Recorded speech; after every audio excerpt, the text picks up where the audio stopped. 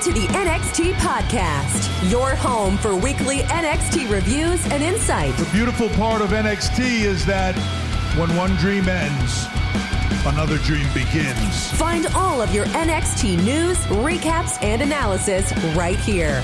So with that being said, we only have one question for you. Are you ready? We thought so. Let's get the show started right now.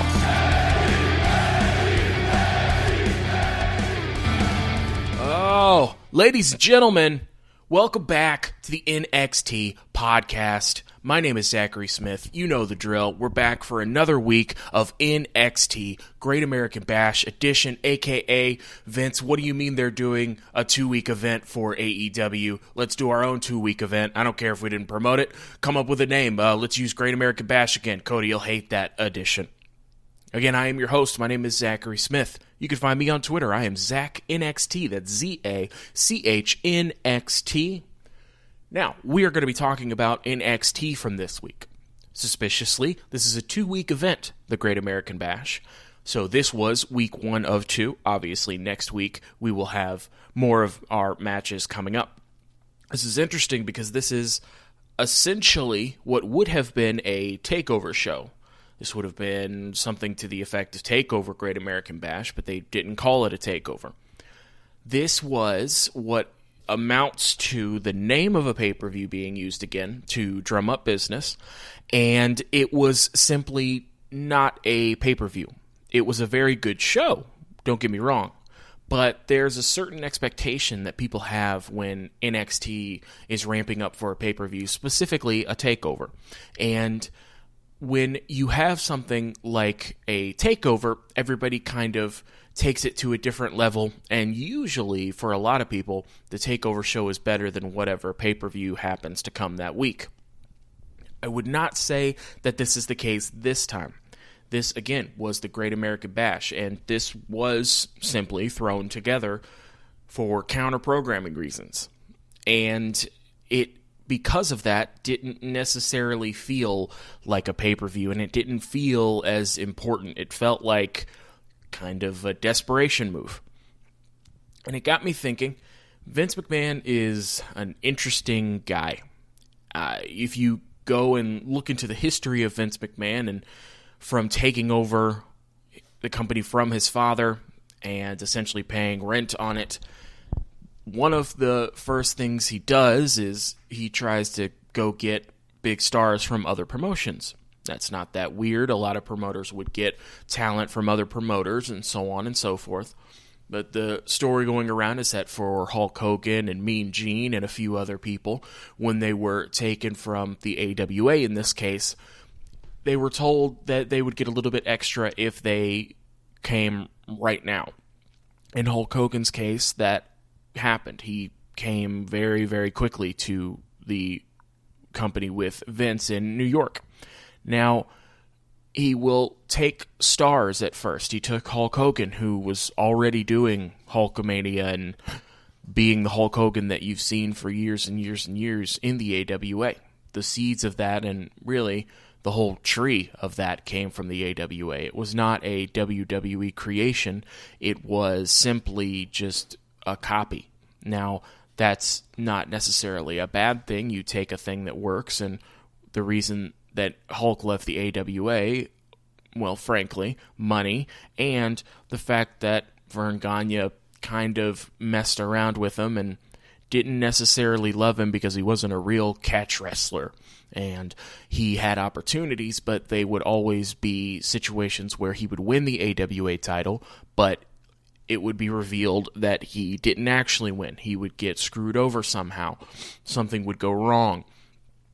And so we went into this circle and circled and circled and circled, and eventually Hulk Hogan went over with Vince, and we know the story from there. Now, Vince McMahon is nothing if not ruthless, and part of his legend is that he essentially went over to different cable stations and pay-per-view stations later and worked out deals to basically supersede whatever territorial wrestling company happened to be working there. If they're paying you this much, I'll pay you this much more to only air my stuff. And eventually, slowly but surely, he started to outbid every promoter that was out there. So you have a situation now where Vince is probably taking your TV, he's taking a couple of your big stars, and slowly but surely your promotion's going to start to atrophy, because as soon as you bring people in, they're probably going to end up in the WWE, and the cable stations aren't necessarily going to be hosting you anymore because he's cutting it out from under you. Now, I will say, Vince gets a lot of hate for that. I would disagree with that. I think that there's a picture that's painted by those that were in the territories, that they were out here running their business and just trying to make a living for their families, and Vince came out of nowhere and cut it out from under them. And that's fine if that's what you want to portray, but that's not necessarily how it was. Now, promoters often have to, in those days, work together with different talents that they had, whether it was the NWA with the NWA champion, or just booking talent to work together on super shows, or just doing one-shots through territories. Often people would go through one territory, make it to the top there, and rather than get stale, they would go to a different one. The problem with this system is that you're working with a lot of wrestling promoters that simply always wanted to undercut each other. One of the reasons that the territories were not able to stand up to Vince is that they tried to basically make a super territory and work together. And they essentially worked one show together and were already concerned that the other one was messing with them about pay, and then they couldn't work together. And so you had a bunch of guys who simply had a lot of pride and felt that they were going to continue with their business, and that it wasn't so much that they were going to beat Vince McMahon or stave off this inevitable situation. It's that they were going to win. And so you had a system where there were a bunch of territories that were only looking out for themselves, not working well together, not being equal partners. And so you had Vince McMahon, who had a singular mindset, and he was simply able to go around and take over. Before all of this happened, the territories together collectively would have had a leg up on Vince McMahon. After all, Vince McMahon is only one man, only one promoter. He only owns one of the companies. There were a lot of them. It was simply that he came into a game against a team that was distracted, and he had an excellent game plan all written out, and he executed it to perfection. I actually do not fault him for this one. I wish that there were more wrestling, obviously, and I think that that would help the talent, but frankly, the territories were not set up in such a way that they were going to be sustainable. There was going to be a blow-up. There was always going to be somebody that was going to try and take over. That is not a new concept, and if Vince didn't do it, somebody else would have. And the territories were always set up in such a way that they simply were going to go away eventually. The point being, Vince, rather calculated and ruthless, kind of went through, took over, and then took every territory, basically. If we want to go further ahead, and we want to go to the early 2000s when WCW closed, and Vince was able to buy WCW because AOL Time Warner had just taken over and didn't see the value in a wrestling company that frankly was terrible TV and wasn't going to be a great moneymaker. And they simply said, no, we're going to sell this. Eric Bischoff and his Fusion Media Group were going to buy it. That's a group of investors, but they found out toward the last minute, as the story goes, that WCW did not come with TV. So essentially what you'd be buying is the tape library and logo of WCW. Now, that essentially made WCW useless as it pertained to continuing it as a TV show. So what happens is Eric Bischoff backs out. Vince McMahon buys WCW for just a few million, I believe. And Vince McMahon now has this WCW roster. Now, just looking at it from an objective perspective and taking yourself out of it, the right thing to do here is to do an invasion, right? So you have WCW stars, and you set them up so that they can go against your guys. And then you have the best show possible because you're playing off something that really happened. Now, what they did is they had shows where some WCW talent would invade, and I forget what city it was they initially came in, but it was a city that the World Wrestling Federation had run a lot. All those fans were WWF people. About a week or two later, they were going to be going to Atlanta, which were WCW people. That's where WCW ran. Now, you would think that what you would want to do is work in Atlanta and have the best reaction possible for the WCW stars. And you would think that some of the people that were still on contract in WCW basically had multiple years left on their contract. So essentially AOL Time Warner, they're still getting paid, so a lot of them didn't come in. But you had maybe enough to do this invasion already. Now, would it have been nice to have a Goldberg or a Hulk Hogan or a Kevin Nash or Scott Hall? Absolutely, but there's a way to do this without them, I think, going forward. Problem being that they centered the story around the WCW guys getting beat up and Stone Cold eventually turning on the WWF during his heel run. And unfortunately, all that did is it made the WCW side feel invalid. And it made them feel like lesser than, because not only did they not have the star power of the WWF, obviously, but they were stuck in a situation where their leader was a WWF guy. He had been in WCW, but obviously a much bigger star in WWF. That's very obvious. He became the biggest star in the history of the entire business.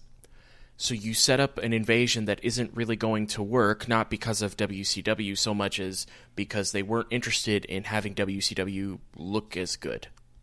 And so you basically have the invasion, which at one point might still be the most bought non-WrestleMania pay-per-view they've ever done in the early 2000s rather. And it was not the show that it should have been. And it seems like a lot of that is because you need a situation where you're willing to at least make WCW look very close to even with you. And Vince was never going to do that. As I said, Vince is ruthless. Vince also has a short attention span. Something just came out this week where Becky Lynch wanted to lose at WrestleMania to Shayna Baszler.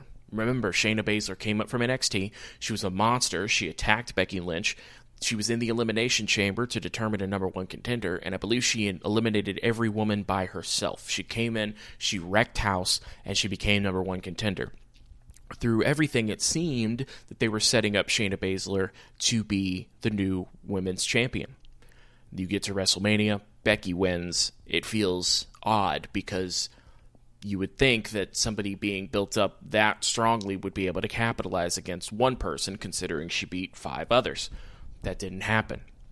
And Shayna is just kind of floating now, because once you lose a match like that, it takes some of the shine off of you. And then we cut to today. We have a situation where Cody Rhodes, who you were never going to do anything with, starts his own company.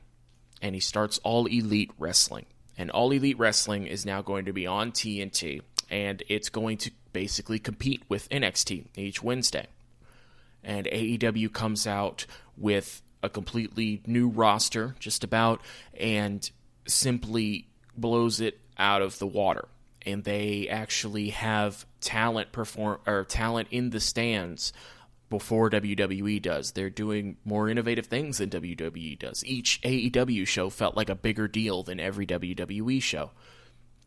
And so you have a natural competition here. And it used to be that WWE was at its best when it had competition. When WCW and then were in the Monday Night Wars, that's when some of, if not their best ever TV came from.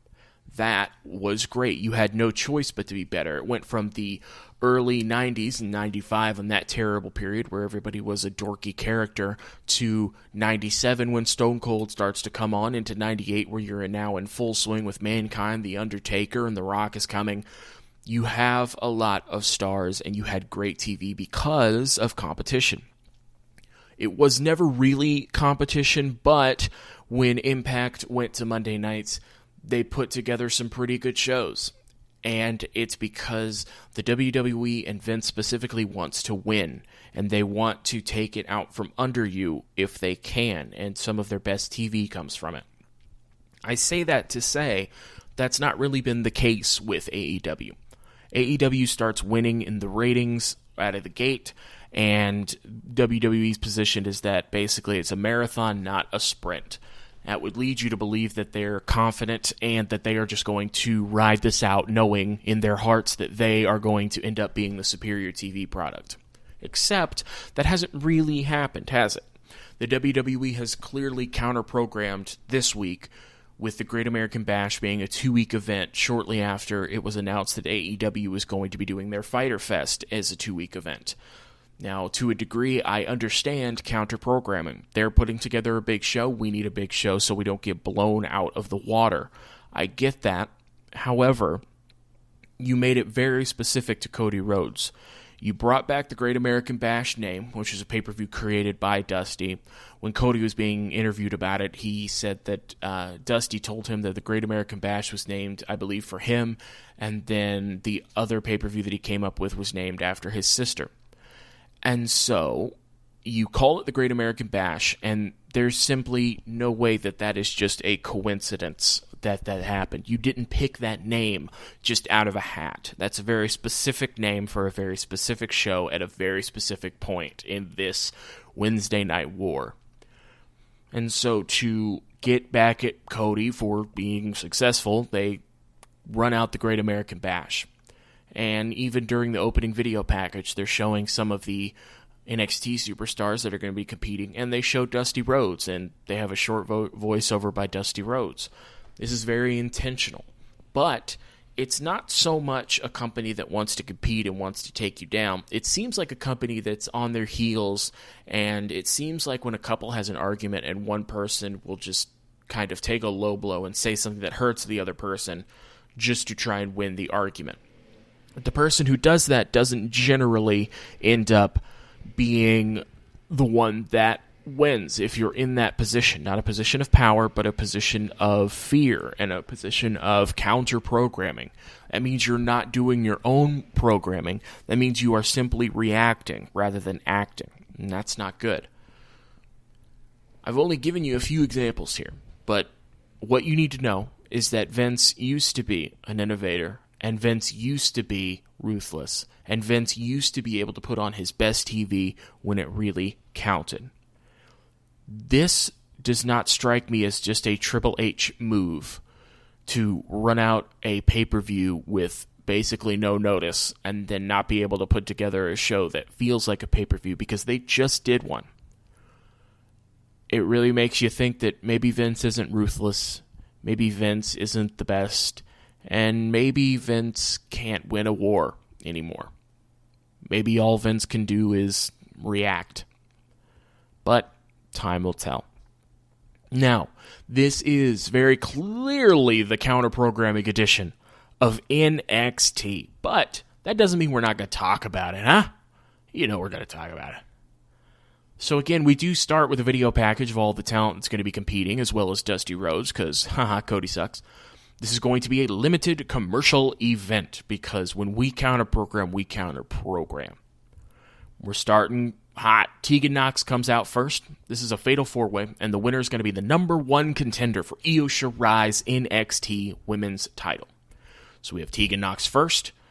Dakota Kai's out next, who had a great initial heel turn when she turned on Tegan Nox, but it doesn't feel like they fully capitalized on it. She doesn't feel as important as I thought she was going to based on the heel turn. And then Mia Yim is out next. It's at this point I forgot that this was an elimination match, and I thought it was one fall, at which point I immediately assumed Mia Yim was going to be the one that takes the pin, because that's kind of what they do with her. And then Candice LeRae is out last, who was initially my pick to win. I figured Io Shirai's a face, so they were either going to use Dakota or Candice, and I figured Candice. I love that both heels, Dakota and Candice, immediately bail out of the ring and let Mia Yim and Tegan Nox fight. And it doesn't take very long before Candice LeRae is pinned by Mia Yim, which was surprising. I thought that Candice was going to win, but I certainly didn't think that she was going to be the first out. I thought it would have been Mia Yim. But all is made right in the universe when a surprise roll-up by Dakota Kai on Mia Yim, so Mia Yim is out. That's not surprising. So we have Tegan Nox and Dakota Kai left.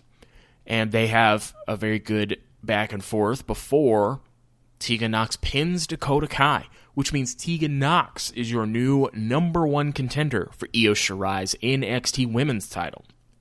That was surprising. Mia Yim, I thought, was the least likely to win. I thought Tegan Nox was next. I always really liked Tegan Nox. I like her story, and I like her in-ring work. I absolutely did not think she was going to win. So she won't win the NXT Women's title, but her and Io will have a great match, and that'll help build Io, and it'll make Tegan feel more important. So I'm absolutely down for that. Tegan wins with the shiniest wizard. Before that, she goes to the top rope while Dakota Kai is standing up, and she basically front flips and ends up in a seated position on Dakota Kai's shoulders and falls both down, like if you had just set up for a Hurricane Rana but just sat forward. I bring that up because when I was a kid inventing finishing moves, that was my finisher. I called it the highlight reel, you see, because when you front flip, you make a circle. And when I would wrestle with the pens or pencils I had in school rather than, learning, because I was a dork. So I was very excited to see the highlight reel. I've been sending emails and letters to WWE for some time. You would have thought that they would have given it to somebody by now. I'm glad that they're finally listening. And so we have a Karrion Kross promo package with Scarlett. It occurs to me that I like Karrion Kross. I don't love him. In the ring and for Scarlett's whole part of it and for the entrance, I love that part. The promo package is not as much.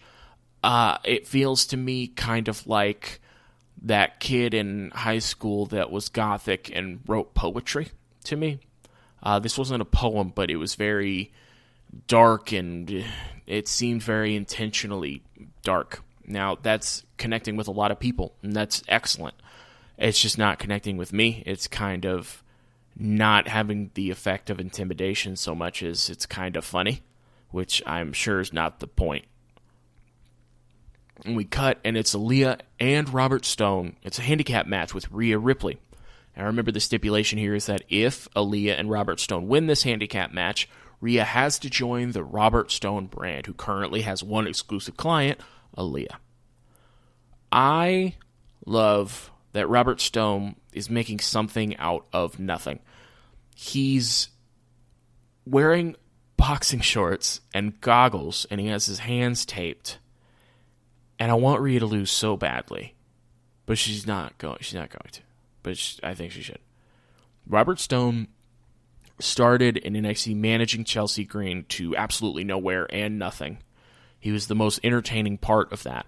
All that they would do is that they would post on social media, and then every once in a blue moon, Chelsea Green would be on NXT TV, and she would lose.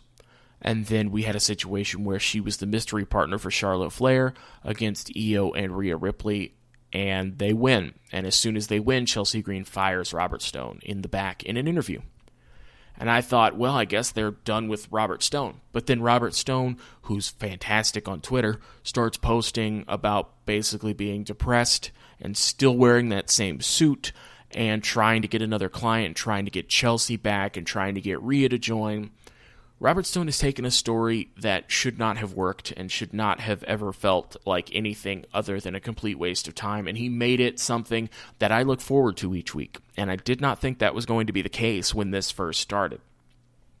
I say that to say that's why I was hoping Rhea would lose, because I think, one, it would be hilarious if Rhea was just this reluctant member of the Robert Stone brand, but the Robert Stone brand could be more important with Rhea Ripley in it. No offense to Aaliyah, but she's not Rhea Ripley.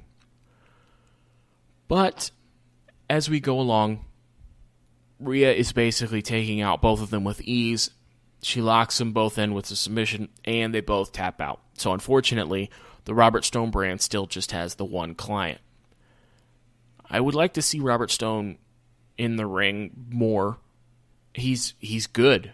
you forget that he's actually a good wrestler because he's been a fantastic manager. But we'll have to save that, and we'll see where Aaliyah goes from here. Certainly didn't do her any favors in terms of looking good, so we'll have to see what they want to do with her and what we'll do with Rhea after this. Up next, Roderick Strong is out. He's got a strap match against Dexter Lumis. This is the first strap match in the history of NXT. The last time we had one, it was The Fiend and Daniel Bryan. And Strong is really reluctant to put the strap on his arm. He bails out of the ring. He's trying to psych himself up. It's not working. He goes to put it on his wrist and then attacks Dexter Lumis before putting it on his wrist, and is going to try and just do this without the strap. But Dexter Lumis strikes back and then puts the strap on his arm. And they have what is a fantastic match. They built from last week when you had Roderick Strong just bailing out of the ring and running away. Roderick Strong still trying to do that, get under the bottom rope and run away, but then Dexter Lumis can simply pull him, and then Roderick Strong did a fantastic job of flying through the air, making Dexter Lumis look great and slamming into the ring. And this was an excellent story of Roderick Strong using underhanded tactics to get one over on Dexter Lumis, and then his confidence would build a bit, and then Dexter would come back on the offensive, and Roderick Strong would be scared again, and he would be trying to run away. This is the perfect use for a strap match. You can either have a situation like The Fiend and Daniel Bryan, where it's two guys that really want to beat each other up and don't want anybody to be able to leave because I want to fight you, or you can have a situation like this where Dexter Lumis really wants to hurt Roderick Strong, but Roderick Strong keeps running from him. And I think it almost makes for a better ingrained story to have one person be afraid and not be able to get away. And so Roderick Strong is one of the best wrestlers in NXT. Dexter Lumis is one of the best characters in NXT. We haven't really gotten to see a ton of his wrestling. His stuff has been pretty short. This was an excellent match. And Roderick Strong can make just about anybody look good, but it does take two to tango. Dexter Lumis was in there too, and all his stuff looked good. And so Bobby Fish comes out while Dexter Lumis is on the apron, kicks Lumis's legs out from under him, and then Bobby Fish runs in trying to attack Dexter Lumis, but Lumis kind of falls back, and Bobby Fish is clotheslined with the strap as he tries to run in. I love that. They're using the strap for more than just holding each other together, and Roderick Strong didn't want to take out Bobby Fish, but he didn't have a choice.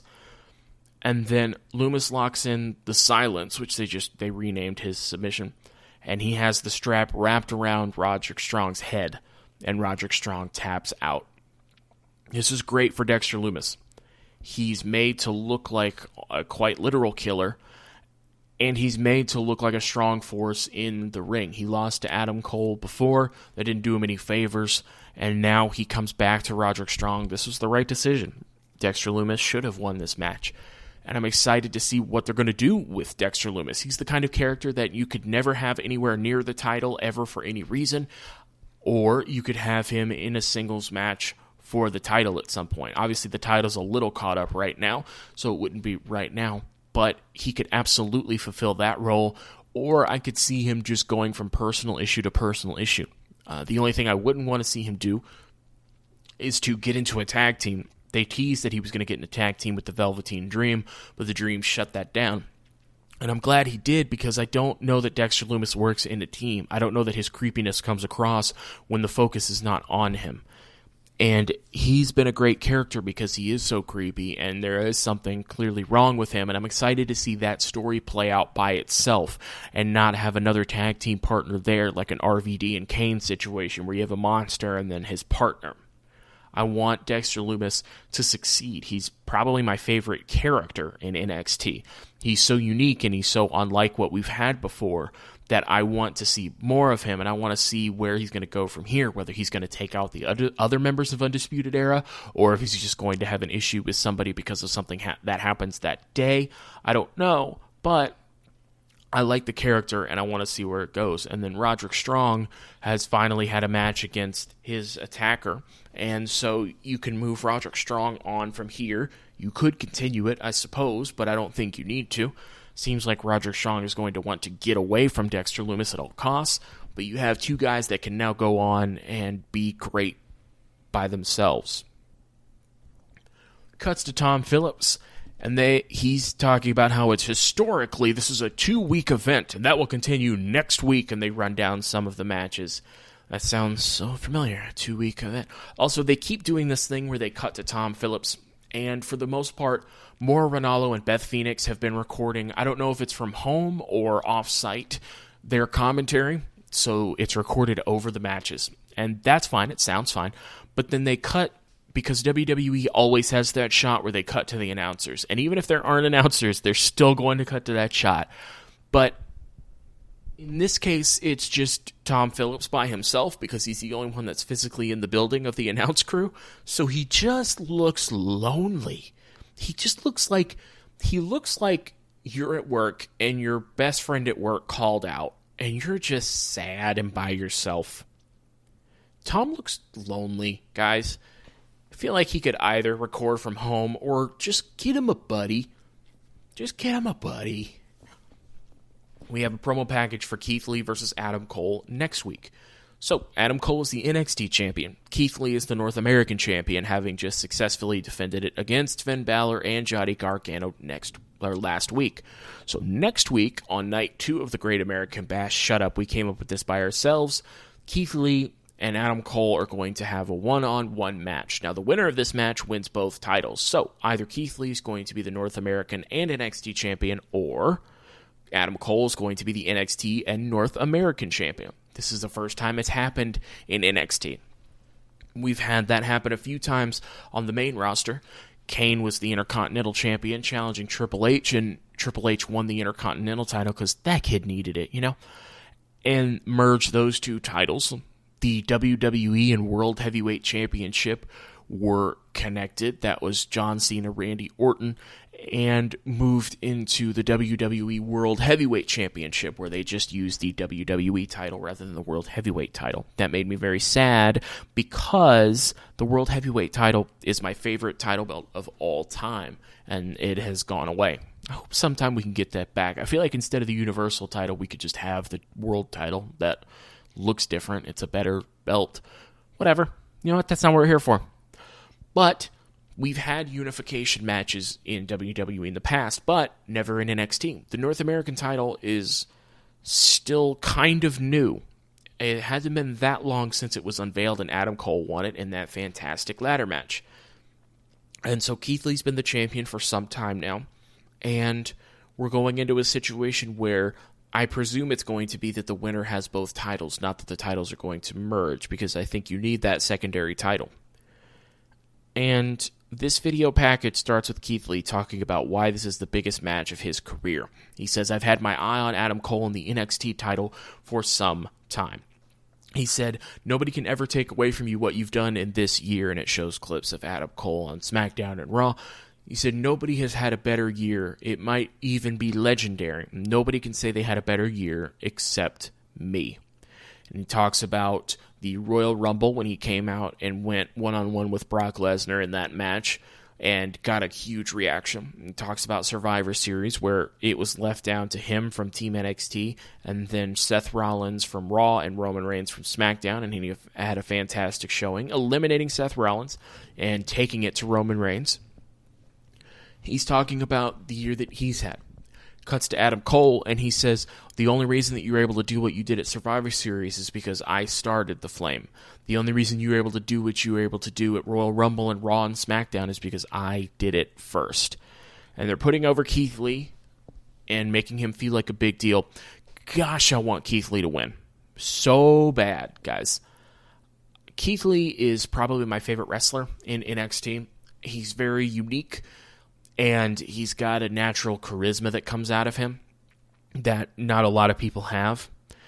And I love Adam Cole as well, and I think he's been great as an NXT champion. I'm not sick of him at all. You heard me talk about that last week, but I think you have an opportunity to really cement Keith Lee here as North American and NXT champion, and you can kind of work from there. Eventually, I presume he would lose that North American title, but I think that would be a fantastic moment to have Keith Lee just taking both titles and running with them, as opposed to Adam Cole, who I feel like may be main roster bound, although I would love him to stay on NXT kind of a Tommaso Ciampa thing where you are just an NXT talent for your career, because I feel like NXT could use him a lot better than the main roster.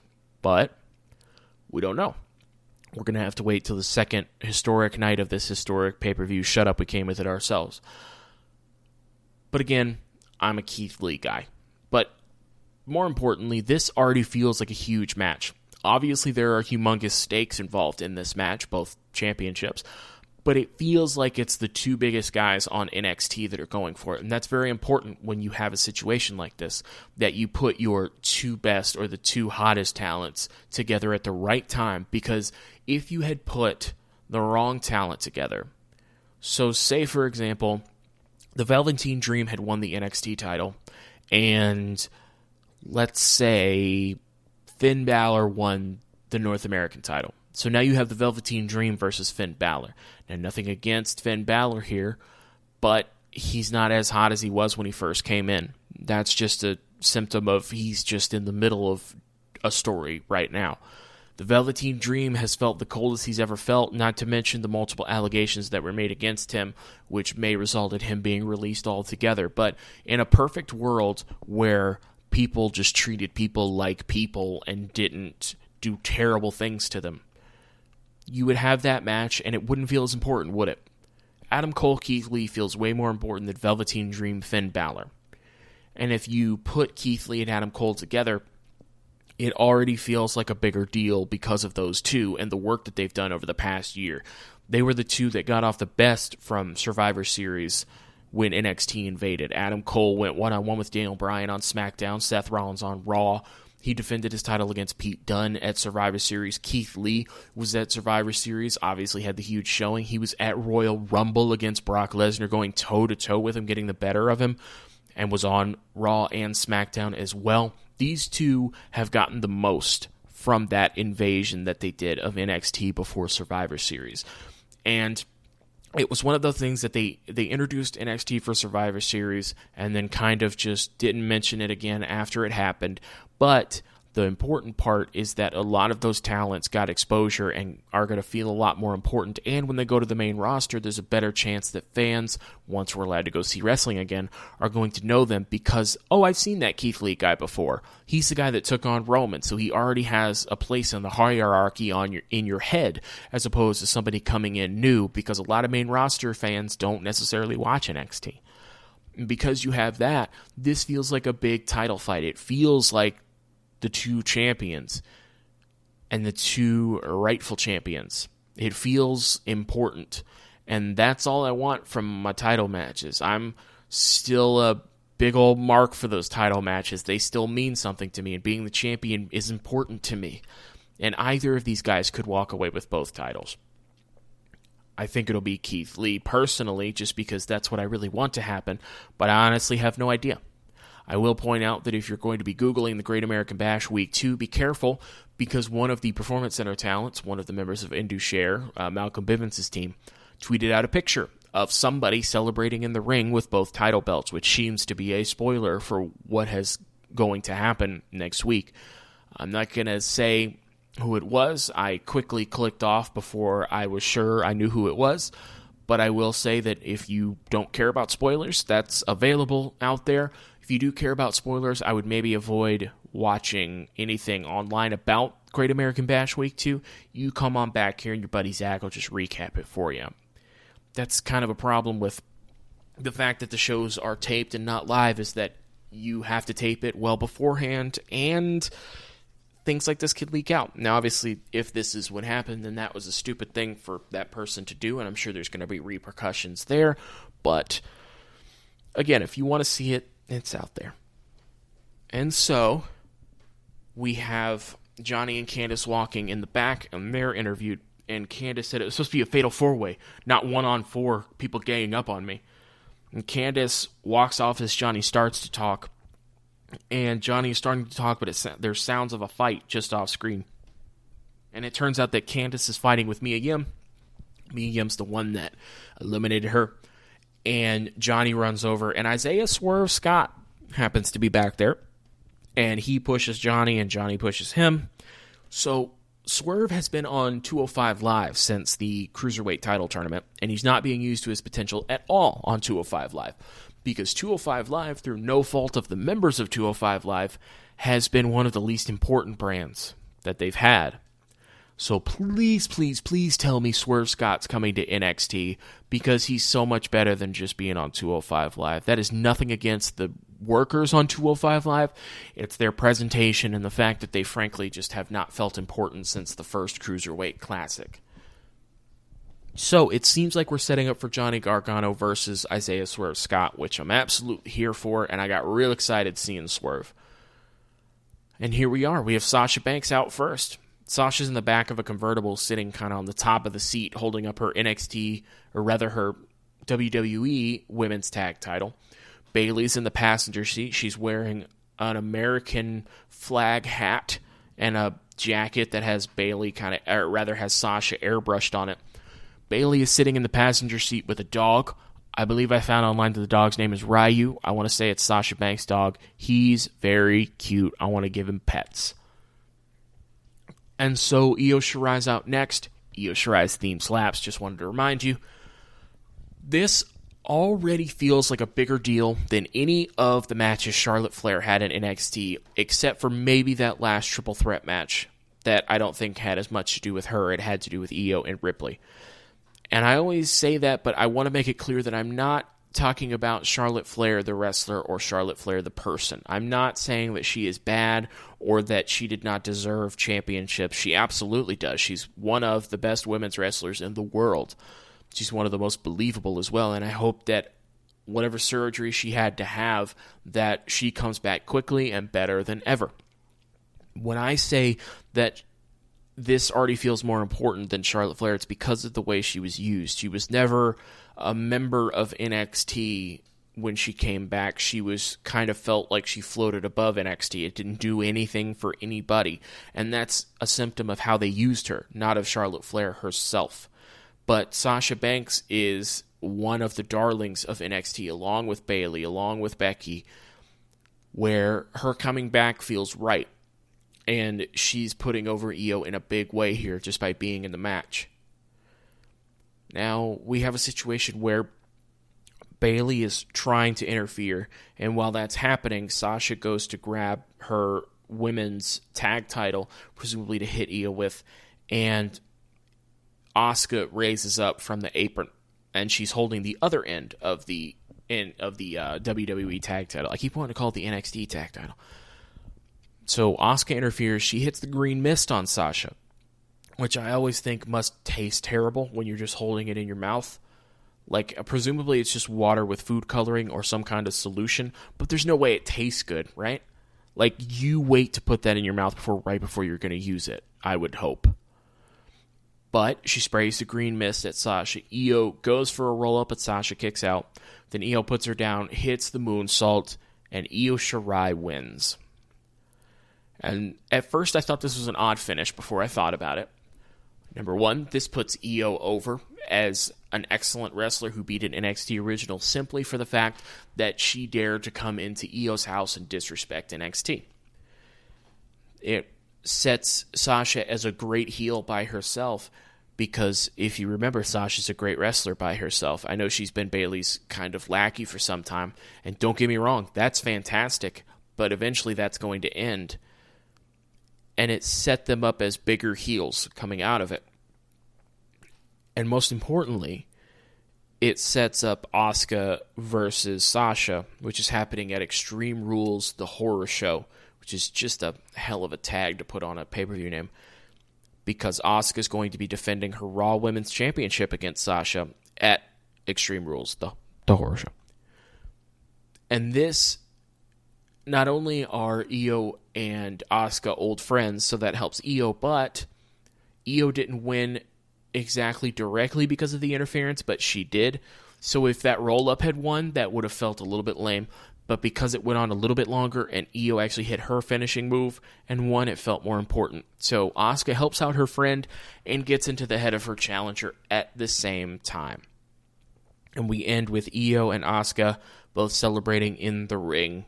Io holding up her title, Asuka having the Raw Women's title around her waist.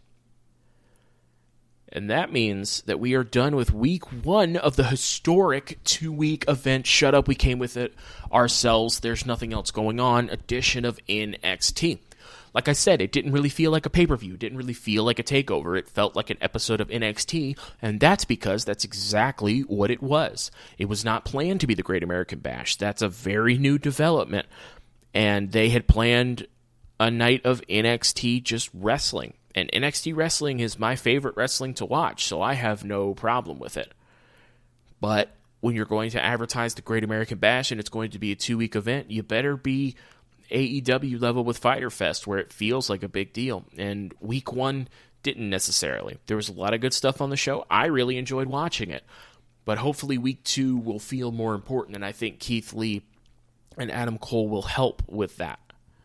We're also getting Mia Yim and Candice LeRae in a street fight, so you set up a week 2 match on week 1. Doesn't feel important, don't really care, but we'll talk about it. But hopefully we get an excellent match from Keith Lee and Adam Cole next week. I have no doubt that we will. It might be match of the week, just based on who those two guys are in the ring. And I'm very excited. Now, I know that I can come across sometimes as a little bit negative about the way that WWE does things, because I frankly have a lot of problems with a lot of the things that they do. But I'm always going to be an NXT fan, and I'm always going to be a WWE fan, because at the end of the day, this is what I grew up on. The first entrance I ever saw was Edge, when they were setting up an Elimination Chamber match. I believe it was an Elimination Chamber match. And ever since then, I've been hooked. I've stepped away for a couple years, but I'm back. I'm not going anywhere.